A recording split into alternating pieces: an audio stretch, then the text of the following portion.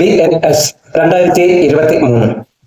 ഈ പുതിയ നിയമത്തിന്റെ തുടക്കം നമ്മൾ ഇതുവരെ പിന്തുടർന്നു കൊണ്ടിരുന്ന 1860 ഇന്ത്യൻ ശിക്ഷാ നിയമം, അതായത് IPC മാറ്റിക്കൊണ്ടാണ് ഭാരതീയ ന്യായ സംഹിത കടന്നുവരുന്നത്.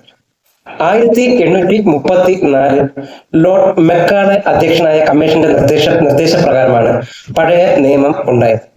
എന്നാൽ കാലത്തിനനുസരിച്ചുള്ള മാറ്റങ്ങൾ വരുത്തി ജനങ്ങൾക്ക് വേഗത്തിൽ നീതി ലഭ്യമാക്കുക എന്ന ലക്ഷ്യത്തോടെയാണ് പുതിയ നിയമം നിർമ്മിച്ചിരിക്കുന്നത്.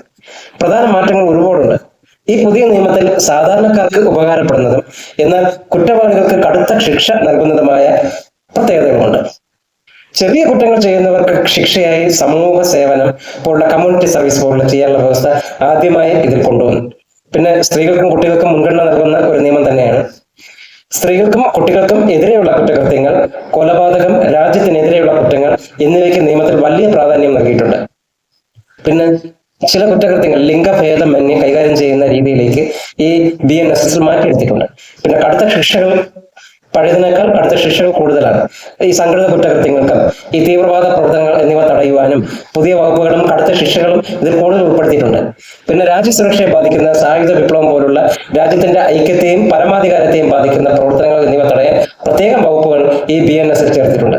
പിന്നെ പഴയ പിഴകളും മറ്റും കൂടുതൽ വരത്തക്ക രീതിയിൽ കുറ്റകൃത്യങ്ങൾക്കുള്ള പിഴത്തുകയും ശിക്ഷാ കാലാവധിയും പലയിടത്തും വർദ്ധിപ്പിച്ചിട്ടുണ്ട്.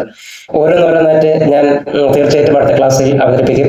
ഇത് അടിസ്ഥാനപരമായിട്ട് BNS എന്താണ് എന്ന് മനസ്സിലാക്കുന്നതിന് വേണ്ടി മാത്രമാണ്, പഠിക്കുന്ന ആൾക്കാർക്ക് മാത്രം, കേൾക്കാൻ ആഗ്രഹിക്കുന്നവർക്ക് മാത്രം.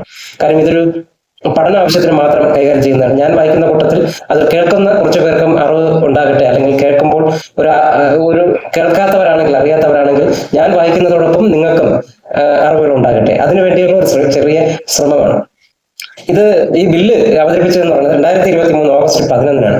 ഈ ലോക്സഭയിൽ ഈ ബില്ല് അവതരിപ്പിച്ചപ്പോൾ ഒരുപാട് പരിശ്രമങ്ങൾ നടത്തിയിട്ടുണ്ട്. പാർലമെന്റ് സമിതി ഇത് വിശദമായി പഠിച്ചു തന്നെയാണ് 2023 നവംബർ 10-ന് റിപ്പോർട്ട് നൽകിയത്.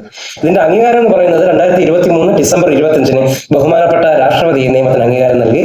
2024 ജൂലൈ 1 മുതലാണ് ഈ നിയമം ഔദ്യോഗികമായി നടപ്പിലാക്കുന്നത്. ഈ നിയമത്തിലെ പല സെക്ഷനുകളെ കുറിച്ചും ഓരോ സെക്ഷൻ ബൈ സെക്ഷനായിട്ട് ഞാൻ ഇനി അടുത്തുള്ള വീഡിയോകളിൽ അവതരിപ്പിക്കുന്നതാണ്. ഇതൊരു ഇൻട്രൊഡക്ഷൻ മാത്രമാണ്, എൻ്റെ പുതിയ ഒരു ശ്രമമാണ്.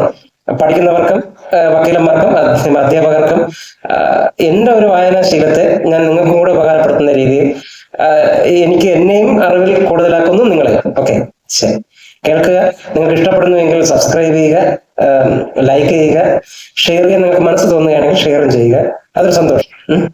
പിന്നെ എൻ്റെ ഭാഗത്ത് എന്തെങ്കിലും തെറ്റുകളുണ്ടെങ്കിൽ തീർച്ചയായിട്ടും, മനുഷ്യരാണ്, എല്ലാവരും ഭയങ്കരമായ അറിവുള്ളവരൊന്നുമല്ല. വായനയിൽ ഓരോ ആൾക്കാരും മനസ്സിലാക്കുന്ന വ്യത്യസ്ത ആശയങ്ങൾ പോലിരിക്കും. എൻ്റെ ഭാഗത്തും ചിലപ്പോഴെല്ലാം തെറ്റുകൾ വരാം. അത് തീർച്ചയായും എൻ്റെ ഭാഗത്ത് തെറ്റുണ്ടെങ്കിൽ ചൂണ്ടിക്കാണിക്കുക, ഞാൻ തിരുത്താൻ ശ്രമിക്കും. ഓക്കെ, നന്ദി.